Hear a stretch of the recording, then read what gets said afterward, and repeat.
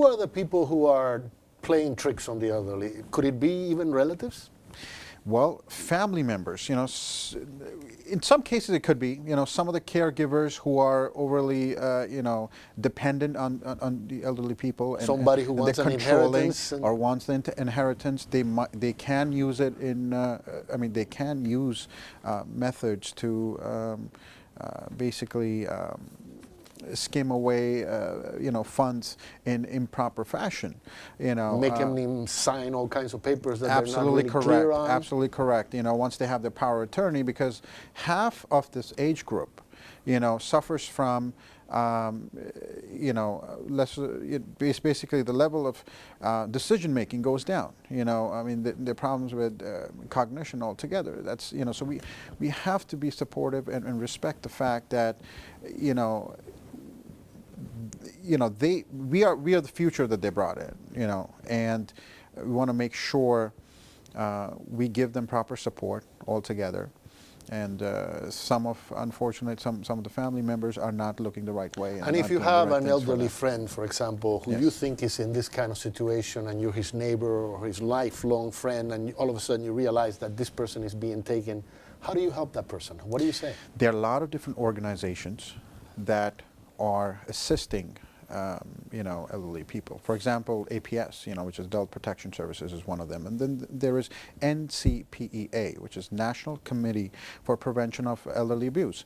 So you refer people to these agencies? Well, if you do suspect, you can report, to such agencies or regulatory bodies.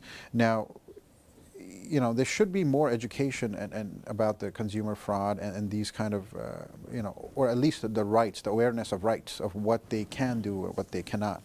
And, there should be a representative or a proper regulatory body that uses an outside person and assigns a caregiver, a representative, and assisting in helping them make a decision altogether. Are there new Yes. problems coming up for the elderly now because of the situation with the economy? Of course they are. What are the new they're problems? suffering a lot of health issues, stress. They're going back to work.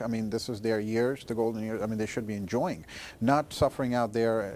Going out there and working, trying to pay the debts.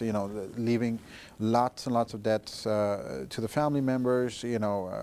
Whether they're credit cards or. Are they the target because they see them as more vulnerable? Absolutely correct. Absolutely correct.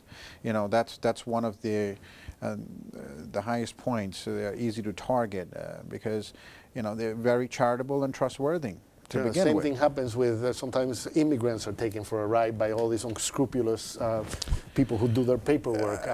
Well, sounds very similar, taking advantage of people who really don't know correct. the law or the regulations. Absolutely correct. That I totally. And are there agencies out there doing this kind of thing that are storefront kind of operations where people come in and will do your taxes and your all kinds of services and then also taking you for a ride? Is that happening? They are. Because a lot of these agencies have been investigated over the years. Absolutely correct, and they're all over the news, and these agencies are out there that have been exposed, so many times. So a very careful analysis is required into this issue. In fact, I would say we should get the Congress on board to pass some sort of a Elderly Justice Act that monitors these kind of situations.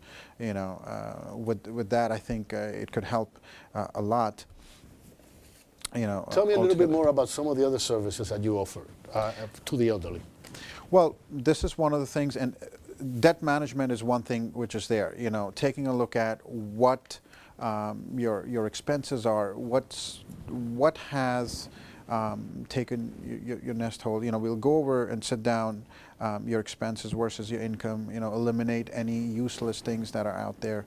Walk you through that. Getting used to living on a fixed income because Absolutely. they're retired now. There's Absolutely. no extra money coming in from anywhere. Absolutely. In fact, sometimes it's less and less for them, right? Because the expenses go up, and It and the all- income stays the It same. always is. You know, a lot of bills, they keep on increasing, but the income remains the same. And in fact, you know, in coming future, the Social Security, you know, as we all heard, it's going to be going down as well. In 2017, the baby boomers are retiring. So, I mean, there are a lot of baby boomers that's going to be Are out people there. worried? Are they elderly that come to see you? Are they concerned about the situation? in the Yes, economy? yes. I mean, you know, all the costs that are increasing, a lot of elderly people are suffering, paying their mortgages, and their homes are being foreclosed. They're left behind with lots and lots of debt. You know, so we sort of guide them through itself, and their businesses that are out there, they're trying to launch off. You know, we help them with advice about SBA loans and stuff like that. So And to the elderly folks who may be watching this program, turn to them and tell them what advice you would give them in terms of, like, you know, open your eyes, make sure that what? make sure whatever you're signing, you know, you have somebody who is, you know, trustworthy. Go through everything. Don't trust any organization as far as, you know, the banks are concerned. You know, when you're signing mortgage papers and all that, understand the agreements, you know, properly before you do anything. So And read if you the fine do print. read the fine print. And if you do need additional services, please reach out. Don't be afraid to reach out. And most of the cases, you know, elderly people, they don't ask for help. You know, feeling shy or whatever it might be. But reach out for help. Help Okay. is out there. Perfect, perfect introduction to my next question. How do we reach out to you? Because we are out of time. Well, you can reach me out at www.dittamgroup.com. Okay, you can email me, bsingh@dittamgroup.com. I do have my phone number available there. You can reach out to me anytime. What is the And number? it's 914-484-7400, and I'll be more than happy to answer all your questions concerning what issues you have. Thank you for being on the show. It's a really pleasure welcome. having you on. Thank you. And I think you're Pleasure. providing great service to our elderly. Thank you very I'm much. getting there soon, so I'll be looking for your advice. Anytime. Thank you. We'll be back with a lot more of the Bronx Journal. Stay tuned.